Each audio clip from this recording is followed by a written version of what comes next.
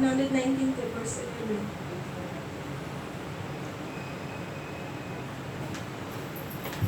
Sa awit 119 verse 11, ang salita mo ay aking iniingatan sa aking puso upang huwag akong magkasala laban sa iyo. Amen. Ang salita mo ay aking iniingatan sa aking puso upang huwag akong magkasala laban sa iyo. So yun po, kung ang salita ng Diyos ay makapalipay sa iyo, so di ba meron tayong mga memory verse na may mga gusto tayong memory verse na yun ang makaano sa atin, makapagtandog ng buhay, puso. Ikaw, favorite memory verse mo? Yung Roma. Roma. Tsaka ang buwan. Ikaw na, meron kami favorite verse 9? Meron. Ate Jo Ray, may favorite verse ka, te? Meron. Ano yung, Kuya Ray, meron ka favorite verse ya? ano yung memory verse? Ha? Ano yung memory verse na yun? Naayaw wala. Yan, wala kayo memory. Kahit yung favorite verse mo na mo, yung memory verse. Pero sa akin ang pinaka-anak ko na talaga yung Hebreo, is 31, no? Yung talagang una ko. Kalimutan talaga. Kung talaga yung makalimutan mo anong nangyari. Kasi iba yung favorite mo dun sa, hindi mo masabi na favorite. Kumbaga, ano lang, hatag ng Diyos sa iyo na, diyan ka nalipay, diyan ka na, Yun talagang unang-una ko. kasi may favorite ko yan, may favorite verse kaya? Mike, may favorite verse ka? Wala? Okay. So yun po, ang salita mo, aking ingatan sa aking puso upang huwag akong magkasala sa iyo. So yung favorite, kung hindi mo siya favorite, kung mga yung salita na yan, tagpuyo din sa buhay mo, sin, hindi yung makapalit up sin. Eh, ano mo lang, i-search mo lang, baka nakalimutan mo, Is 31. Panginoon, nakalimutan ko na yung memory verse ko. Ipigyan sa'yo ng Diyos, di ba? Maalala mo kagad na, mabuti pa lang, Panginoon. Parang ganun mga kapatid. Ikaw na mismo yung, hindi kasi minsan, ang taong Kristiyano kasi minsan, kapag, hindi siya mature sa paglilingkod, nag-i-step forward, nag-i-step backward, hindi nag-forward. Pero kahit kahirapan pa rin sa mga hindi mature mga kapatid. Pero pag mature ka, alam mo paano mo i-live up yung pananampalataya mo sa ating Diyos. Paano mo susihin yung sarili mo na pati ikaw is ang mong takos doon sa harapan ng ating Diyos mga kapatid. Sunod is yan na po, submitting the worries to Him. Lahat ng ating mga worry is hatag sa Diyos mga kapatid. Ibigay sa Panginoon. 1 Peter chapter 5 verse 7. Unang Pedro, 5 1 7. or 7. Unang Pedro. 5 7. Verse 7.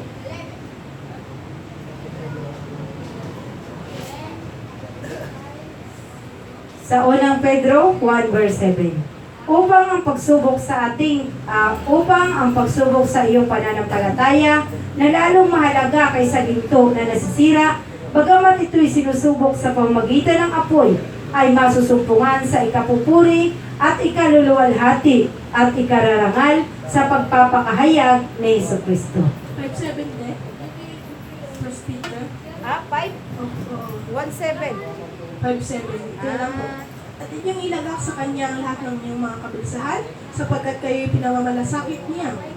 Kayo'y mga sipagpigil, kayo'y maging mapagpuyat. Ang inyong kalaban na Diablo, na gaya ng iyong gumungan, ay gumagana ng mga hanap ng masisikat niya. So, yun po. So, kailangan natin ang kapalisahan. So, ang worries, ang loneliness, mga anong klaseng mga bagay na makapalumbay, labi na sa mga Kristiyano, isahatag sa Diyos. Ang sabi niya, sumunod ka lang. Diba yung bala na mga patay ang lumabing Unang sa Pedro kanilang mga 5:7. patay. So, dun po. Sunod is ating conclusion mga kapatid. Colossians chapter 1 verse 9, tapos 1 Timothy chapter 6 verse 12. Colossians chapter 1 verse 9.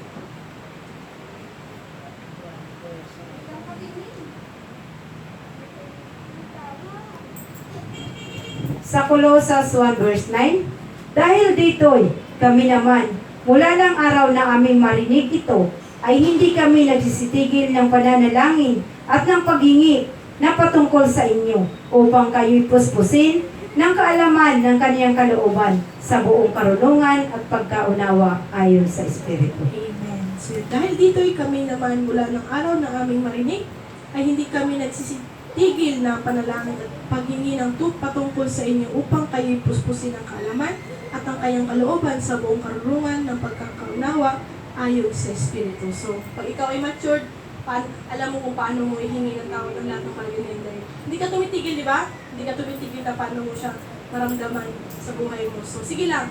Kaya ano lang.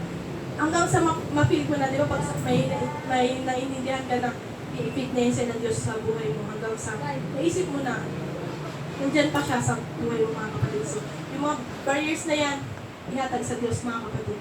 Sa pangalawa, 2 Timothy chapter 6, verse 12. Second Timothy. Kasi kaya. 6:12. Unang Tesalonica? Ay, First Timothy Dos Timothy. 6:12. First Timothy. Ay, 2 Timothy, sorry. Ay, Timothy. Tesalonica naman ako. Second Timothy, 4 lang. Inadaya natin ang sarili. 4 lang. Baka first Wala sa atin ang 6:12. Anong kalakot? Parang tingnan mo sa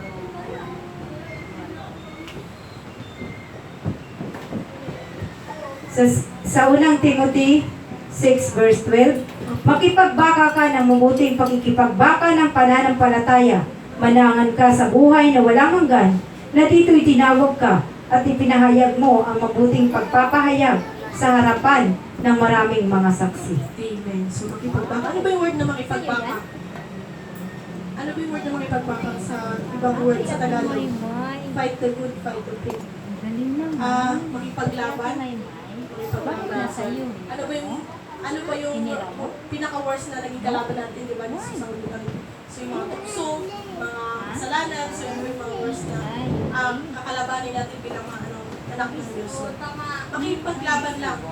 Lagi mo isipin na mas malaki ang Diyos na pinagbilingkuran mo kaysa doon sa mga hinaharap mong mga pagsubok, mga kapatid, di ba?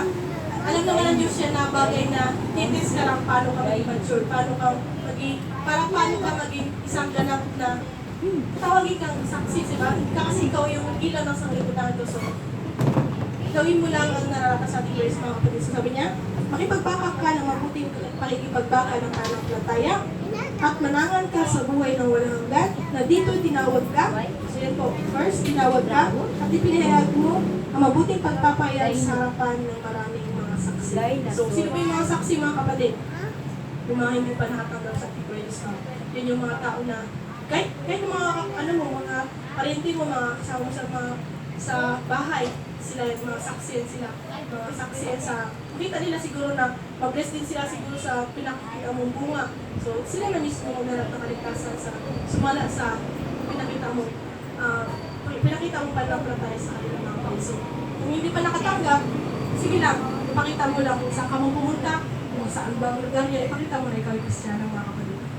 Lagi mong isipin na, mulating na naman nila, iba na kaagad yung ugali, hindi ganun mga kapatid. So, ipakita mo palagi na ikaw ay Kristiyano na. Totoong Kristiyano may takot sa ating buhay. Hindi lang sa simbahan, hindi lang sa paglabas ng simbahan, hindi lang sa labas ng puro. Lagi mo iisipin na ikaw ay saksi sa lahat ng mga saksi. So, panalangin ka sa lahat ng mga nakakita at nakakalilig sa mga kapatid. So, salamat po sa pakikinig. At yung mga bagay na yan is, sana hindi maging hadlang. At huwag natin sana inatag sa Diyos. Wala mang imposible sa ating buhay, mga kapatid, di ba? Walang imposible o meron imposible? Meron? Walang imposible, we? Wala.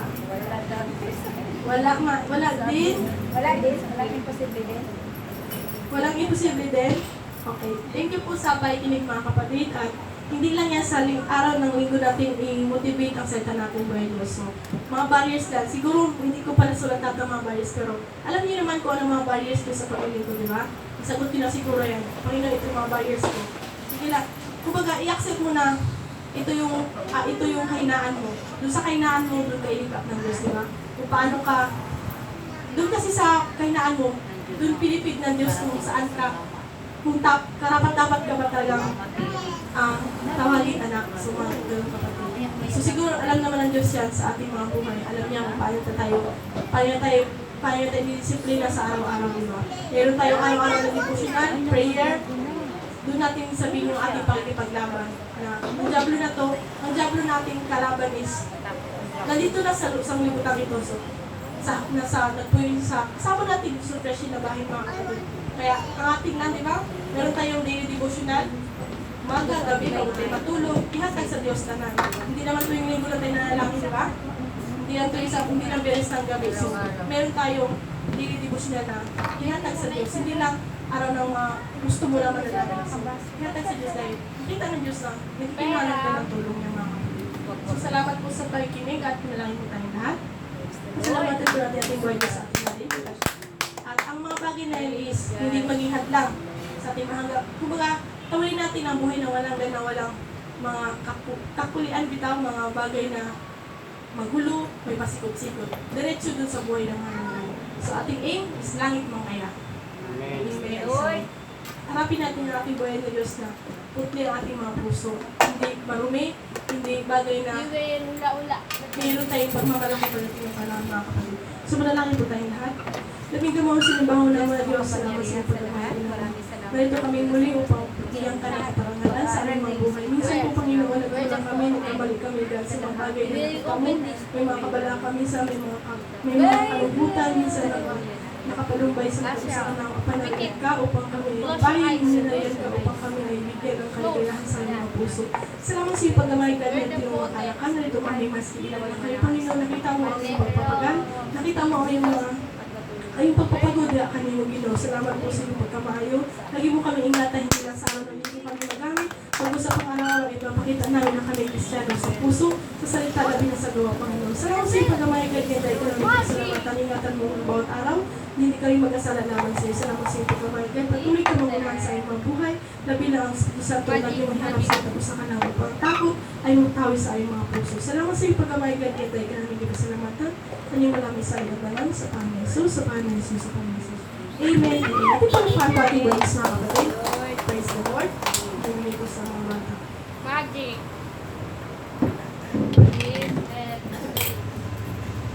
Oh, wala yan. Welcome, House of Prayer, Youth Choir. Oh, saan mo ba nalahin yan?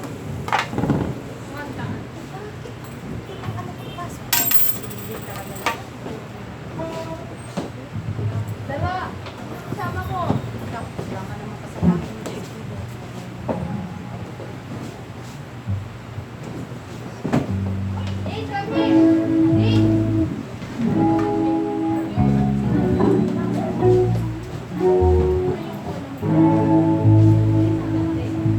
Praise the Lord. Hallelujah.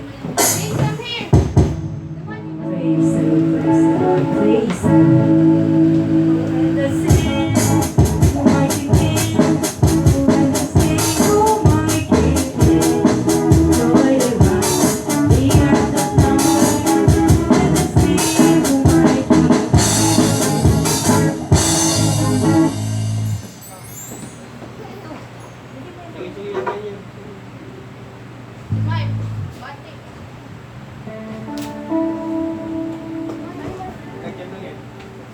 Ganyan nga lang yan. Ito nga oh.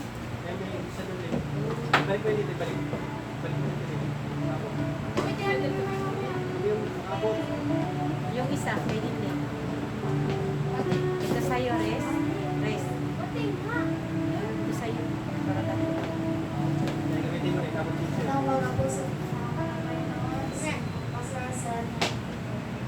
Oh, sige. Sige. Sige, abot mo yan.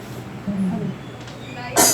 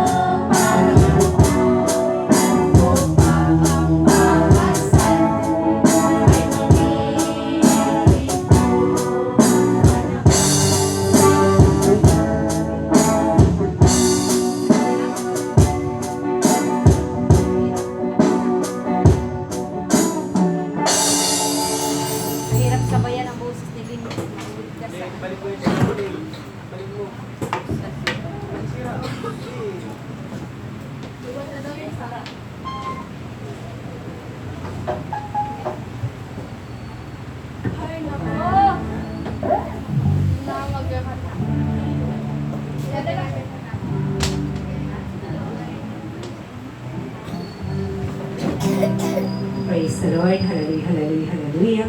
Purihin ka ang banal sa umagang ito, Diyos. Narito po ang aming mga youth choir. Nagbibigay papuri sa iyong dakilang pangalan. Dalangin po namin, O Diyos, hallelujah, na patuloy silang mapagamit sa iyong banal na gawain.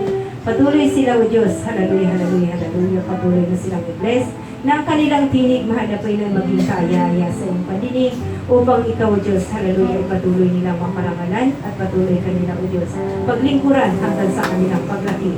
10 ng kanilang mga magulang na narito, O Diyos, sa umagang ito. Ikaw ang Diyos na siyang patuloy na magpala upang patuloy silang madala sa kanilang paglaki sa mabuting, hallelujah, na maging mabuti sila, O Diyos, sa kanilang paglaki. Praise the Lord sa umagang ito, Diyos. Patuloy ka namin pinasasalamatan. Dalangin ko po, O Diyos, na patuloy mo silang bigyan ng lalong higit na pagkatakot sa iyong dakilang pangalan upang patuloy silang sumunod sa iyong dakilang kalooban. Salamat, O Diyos. Ito ang aming tupurin pasalamat. Amin sa pangalan ni Jesus. In Jesus' name. Amen. Praise the Lord. Pera ko! Pera ko! Steady lang. Smile. Din, smile. Din smile. Din, smile. Smile. Ako sa mga gawain natin patungkol sa bangko. Ang tunay po na napakabuti po natin pinakamahal Panginoon sapagkat siya po ng oras sa ating preso. Hallelujah. At bago lahat tayo po iubo at ating po pasalamatan natin pinakamahal Panginoon preso. Praise God, hallelujah. Ito po ang puri sa oras nito Panginoon. Ito Panginoon kita Panginoon sa mga gawain natin Panginoon ito sa pamagitan ng mga patito. Ito Panginoon sa mga oras sa pag-islamin Panginoon. Ako na po ako bigyan sa aking nagawang kasalanan. Ikaw po ang siya nakakita Panginoon kung sa kasalang batis sa amin Diyos Banal niya.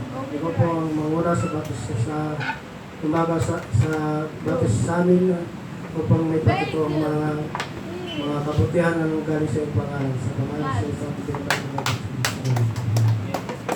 Kasi ito may mga patito. Patito kayo mga handogay. Open. No? Alis din, alis din, alis din. Close your eyes. Alis din na. Alis. Praise the Lord. Hallelujah, hallelujah, hallelujah. Ang Diyos po ang mabuti sa umagang ito. Maging sa ating Pastor Vic, Ma'am Terry, paparating na rin po siya sa ating Pastora Lily, sa lahat po na rito sa umagang ito. Praise God, ako po ay may patutuo patungkol sa paghingi na kung saan doon sa aming pong pagsasama noong mga panahon na bago pa lang po kami nagsama. Tumanggap po ako sa ating buhay na Diyos 2000 po. Tumanggap ako sa ating pinakamamahal na Panginoon. Sa loob ng 5 taon po ng aming pagsasama, wala pa po kaming anak. Tapos, nung doon pa po kami, ang gawain po tuwing Biyernes, mayroon pong pag-aalay na pamilya-pamilya maghandog awit tuwing sa aming gawain.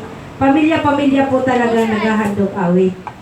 Nung time po na yun, wala po kami masabing pamilya kasi dalawa lang naman kami magtayo. Tapos tuwing may handog awit, nakikisama lang po kami sa kunti para magdami kasi wala po kaming anak.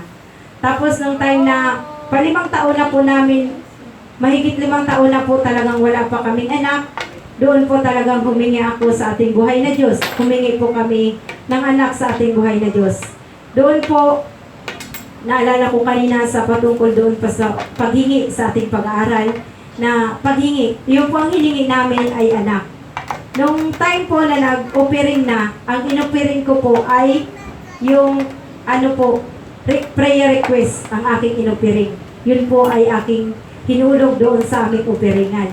Tapos, naisip ko po, kahiya naman. Nung ako po ang nagtapos sa pag-awit, kinuha ko po agad yung aking prayer request. Tinapon ko po agad. Hindi ko alam kung nabasa po yun o basta kinuha ko kaagad. Nung time po na mag-1 buwan, marami na pong nanaginip na nagbuntis nga daw po ako.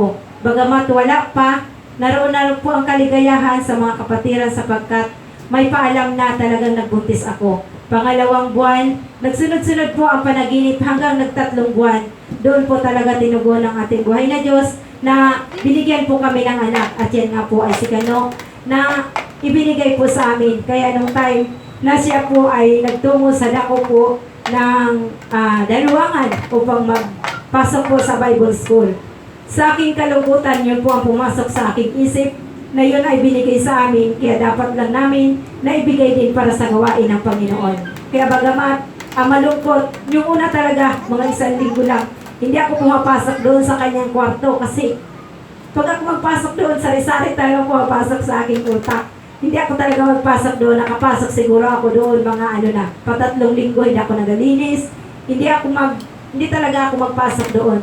Kaya pinupuri ko at pinapasalamatan ang ating buhay na Diyos sapagkat sa aking kalungkutan na yun, doon po talaga nagbalik sa aking isip na hiningi lang namin siya sa Kanya. Bagamat nandun siya, ngunit ilang taon lang naman ang hiningi para siya mag-aral doon. Kaya ang aking lungkot na yun ay napawin sapagkat yun ang naging dahilan, yun ang nasa aking kaisipan na hiningi namin siya, dapat lang din namin siyang i-alay sa ating buhay na Diyos sapagkat ang kanyang papunta doon ay hindi para sa sanlibutan, kundi para sa kanyang paglilingkod at ikalulugot ng kanyang pananampalataya.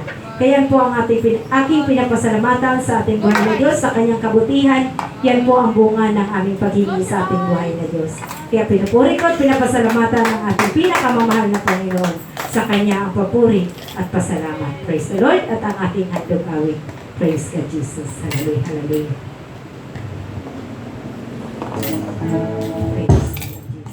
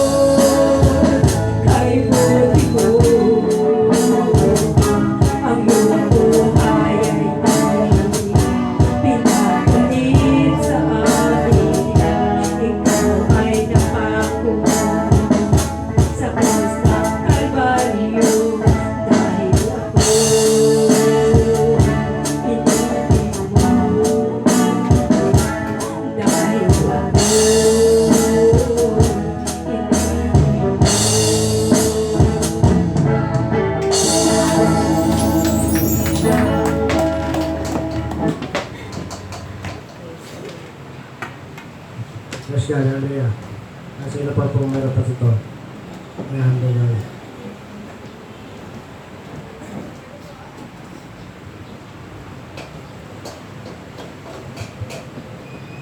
Praise the Lord.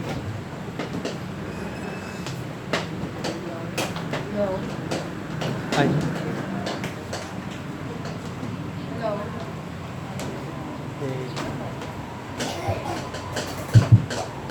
Hello.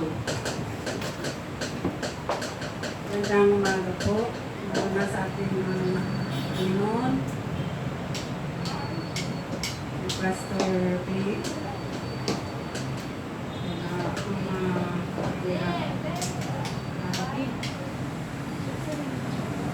Ramons, Mr. Pastora.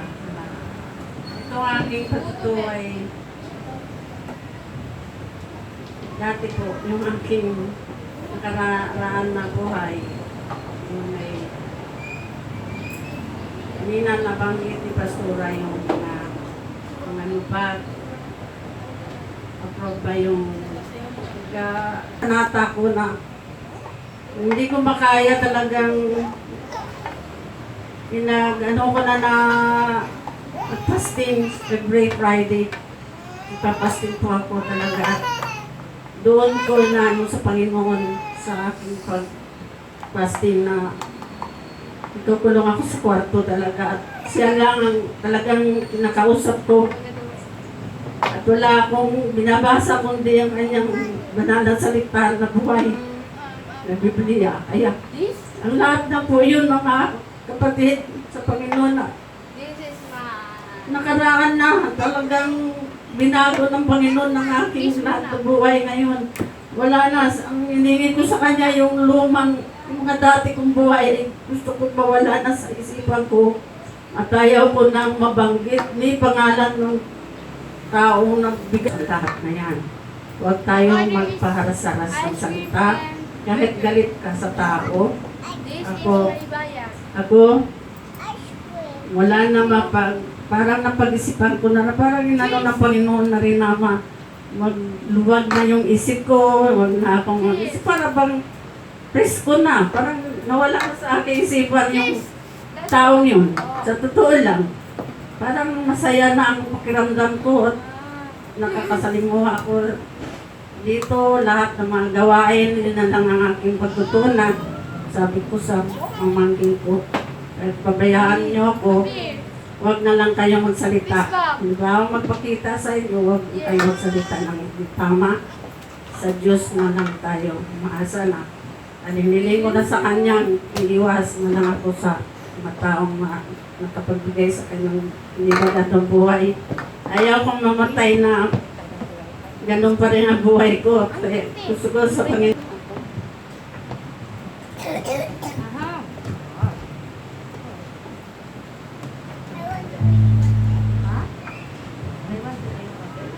Do you drink water?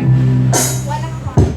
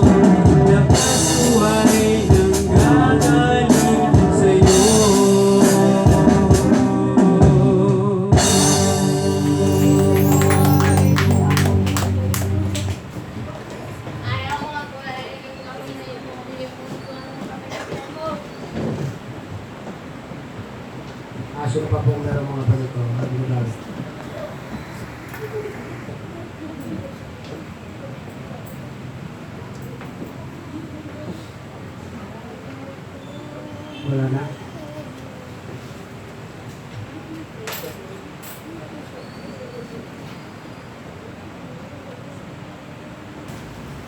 Sige. Purihin ng Diyos sa oras na ito, mga kapatid. Amen.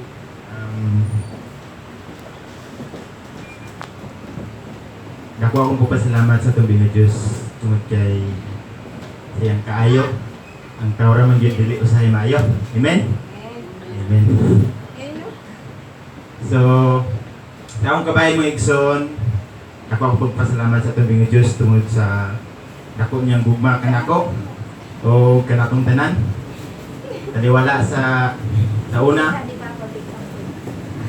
usay ang tao gyud murag paglaom kay tungod sa ilang una-una murag wag mo tabang sa ilaba. Ilang isip na makasulbad silang problema is ang ilang kaugalingon. But balik dito mga igsoon kay sa atong nabatan gyud ang tanan ng mga problema kung naang Ginoo wa gyud posible. Masulbad gyud mga igsoon. So, kadwa na ako pagpasalamat mga igsoon, ang akong pamilya. Bisan layo ko dito, but feel na ko ang ilang gugma kanako kay nag-text sila. Usahay sa ko mag-text sila usahay kay apoy usahay nga mamusta sila. Tapos mabala ka sila ba hindi ko ka-reply. So, dako ko pasalamat kay sa akong pamilya dito. Wala naglubad ang ilang gugma kanako.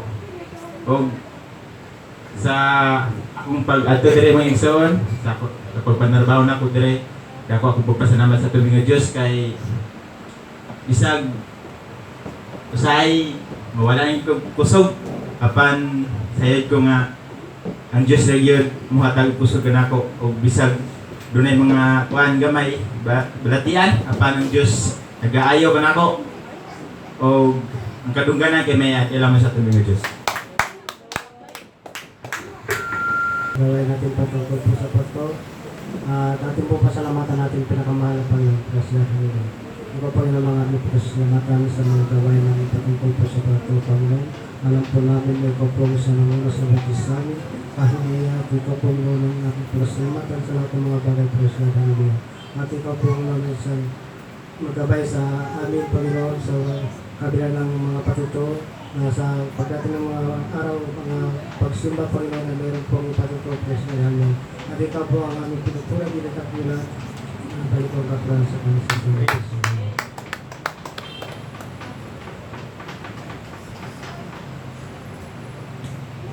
Thank you, Beloved Padre. Kumusta po tayo lahat ng mga sa ating solemsong ating mga bata. Huwag kayo agad. Join saan po sa ating sa pagpupuri. Praise the Lord. Ito yung araw ng pagsamba natin sa Panginoon. Praise the Lord. In spiritual way of worshiping God because God is Spirit. The Bible says, kung God is Spirit, you must worship in spirit and truth. Ang Diyos natin ay naghanap ng mananamba sa Kanya. Ang pagsamba ng taos-pusong pagpumaba sa Panginoon. Sa ating solemsong pagkulay-kulay natin, saan tayo nagkulang sa Diyos.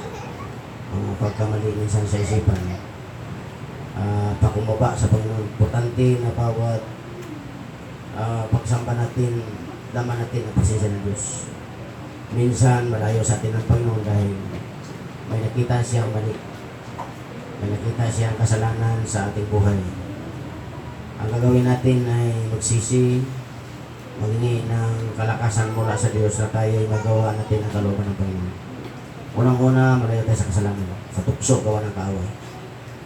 Ang tukso, ito ang ginagawa ng Diablo upang mawalay ang Kristiyano. Maraming Kristiyano ngayon na nawalay ng Kristiyano. Ang rason, sila ay nagkulang ng malaki sa Panginoon. Isang pagkakamali ay isang Diablo yan pumasok sa buhay ng isang tao. Dalawang pagkamali, dalawang Diablo yan pumasok sa buhay ng isang tao. Tatlong pagkamali, tatlong Diablo yan pumasok sa buhay ng isang tao. Dapat walang pagkamali upang walang Diablo pumasok sa buhay ng isang tao. Ang Diablo ang tatrabaho ng pagwasak, pagpatay, pagpuksa. Ngunit ang Diyos ay buhay.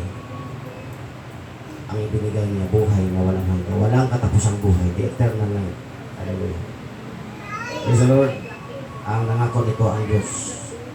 Dami natin ang presensya ng Panginoon sa taos-pusong pag-awit, pagkumaba sa Panginoon.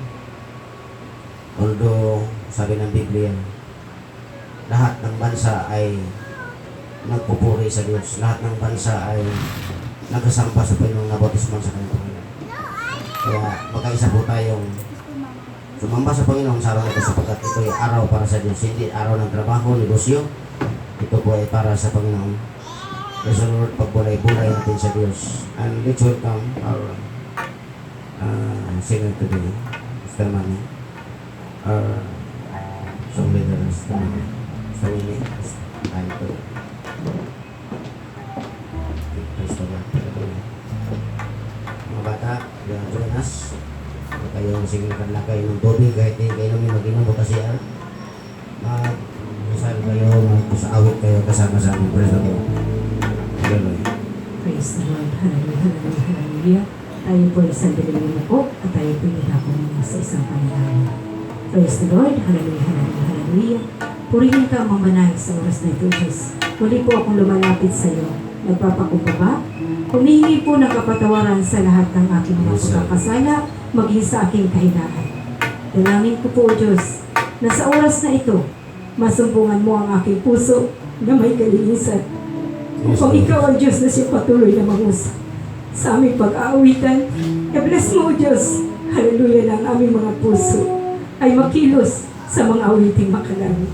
Ikaw ang Diyos na siya patuloy na aming pinagtitiwalaan. At ikaw ang Diyos na aming nilalapitan upang maging maayos ang aming mga paglilingkod sa iyo, upang matuwid mo ang aming mga daan. Salamat po, Diyos, sa umagang ito. Pinupuri kita at pinapasalamatan. Itinataas ang iyong dakilang pangalan. Praise the Lord. Hallelujah, hallelujah, hallelujah. Praise God. Praise